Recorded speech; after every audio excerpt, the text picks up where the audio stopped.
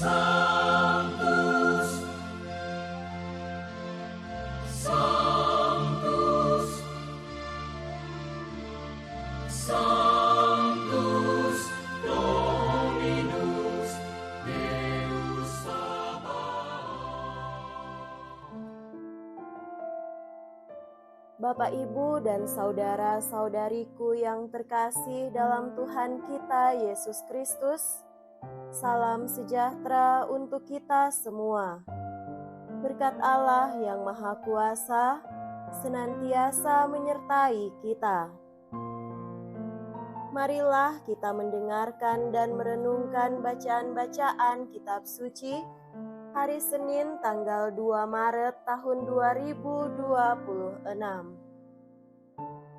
Dalam nama Bapa dan Putra dan Roh Kudus. Amin. Bacaan pertama dari Nubuat Daniel bab 9 ayat 4b sampai 10.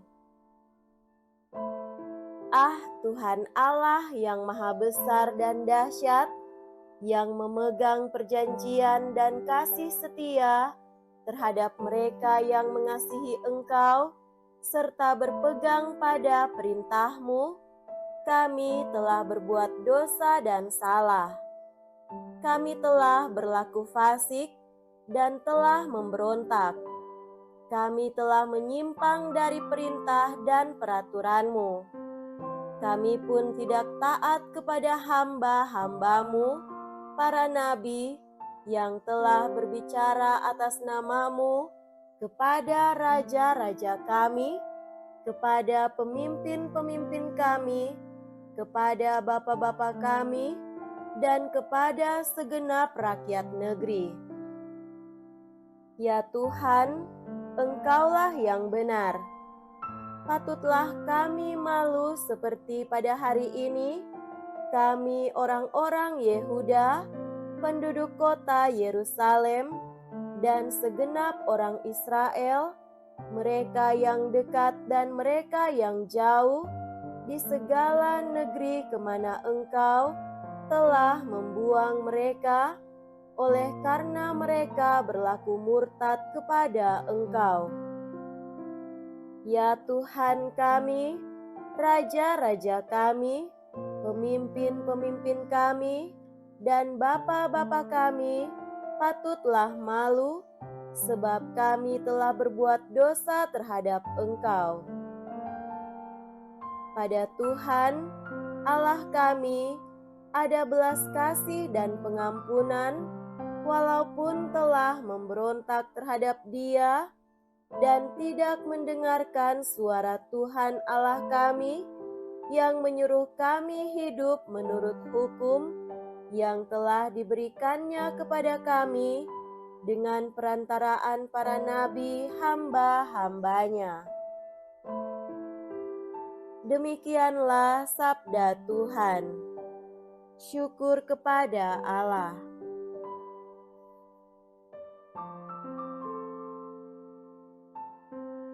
Semoga Tuhan beserta kita sekarang dan selama-lamanya.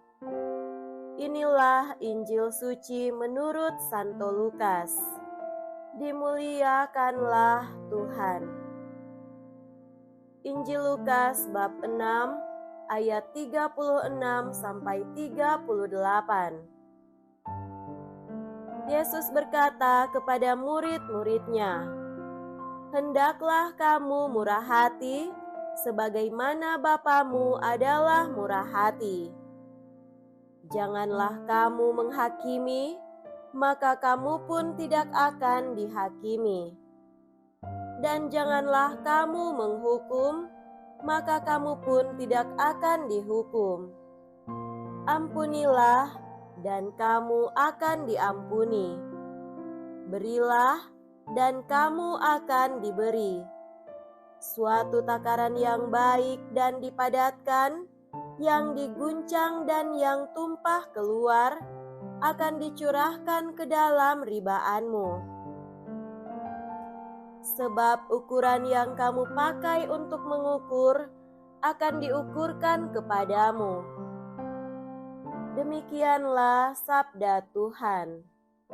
Terpujilah Kristus.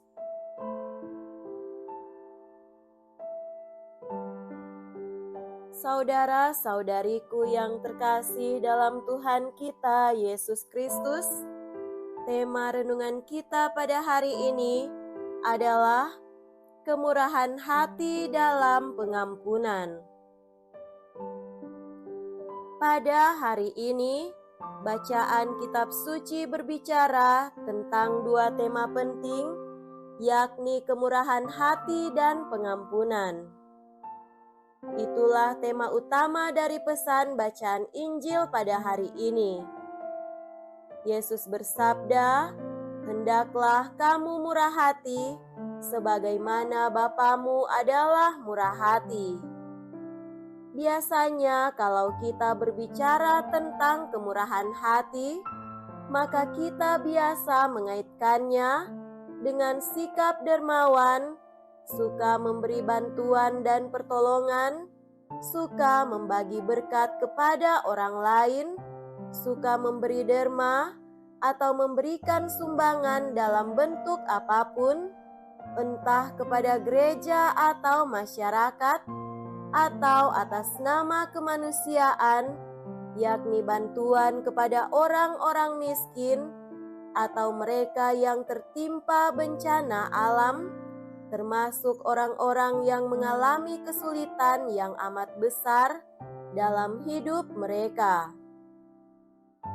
Orang yang murah hati adalah mereka yang tergerak untuk memberi yang terbaik dari dirinya sendiri sesuai dengan kemampuan dan kerelaan hatinya untuk berbagi dengan yang membutuhkan. Ini tentu tidak salah dan memang demikianlah adanya, karena orang-orang yang sedemikian itu adalah mereka yang disebut sebagai orang-orang yang murah hati. Semoga kita semua boleh menjadi orang-orang yang bermurah hati atau dermawan dalam berbagai macam bidang yang dapat kita lakukan sesuai dengan kemampuan kita masing-masing. Saudara terkasih, namun dalam bacaan Injil pada hari ini lebih mengaitkan kemurahan hati itu dalam bidang pengampunan. Kalau kita bisa menjadi orang yang bermurah hati dalam bidang-bidang fisik, material, dan finansial, itu tentu tidak sulit kita lakukan sejauh kita ada dalam kapasitas untuk memberi. Namun jika itu berkaitan dengan pengampunan, tentu akan ada banyak perbedaan. Mengapa demikian? Karena biasanya orang lebih mudah memberi barang material atau uang lebih daripada memberi pengampunan. Jika seseorang telah amat disakiti hatinya atau dihianati oleh orang-orang lain, termasuk anggota-anggota keluarganya sendiri atau teman dekatnya sendiri, sedemikian rupa sehingga telah menggores hatinya dengan kepahitan, tentu amat sulit baginya untuk memberikan pengampunan, karena pengampunan itu bukan soal materi yang kita berikan, tetapi soal sikap hati kita terhadap sesama, teristimewa mereka yang telah berbuat salah, baik kecil ataupun besar.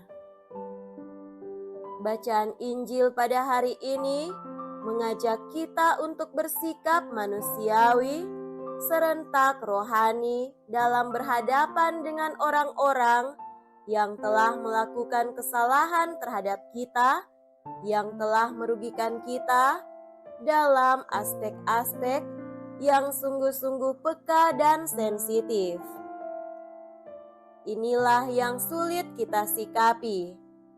Sebaliknya, yang kita tunjukkan terhadap orang-orang yang melukai hati kita adalah menilai, menghakimi, mencerca, menyerang balik, sikap permusuhan yang hebat, mencemarkan nama baik dengan desas-desus yang negatif, bahkan dengan balas dendam yang jauh lebih jahat daripada perbuatannya. Inilah yang justru menurut Yesus merupakan tindakan yang tidak sesuai dengan kehendak Allah. Sebab barang siapa yang membalas kejahatan dengan kejahatan perlu mendengarkan perkataan Yesus, sebab ukuran yang kamu pakai untuk mengukur akan diukurkan kepadamu. Saudara-saudariku yang terkasih dalam Tuhan kita, Yesus Kristus, nyatalah bahwa Allah menghendaki semua orang diselamatkan, entah itu orang baik atau orang jahat. Orang yang baik tentu diselamatkan dalam segala kebaikannya, dan orang jahat ditunggu pertobatannya. Maka sikap kita yang terbaik adalah bermurah hati, tidak hanya dalam segi fisik, tetapi juga dalam soal murah hati untuk memberikan pengampunan kepada orang yang telah bersalah kepada kita.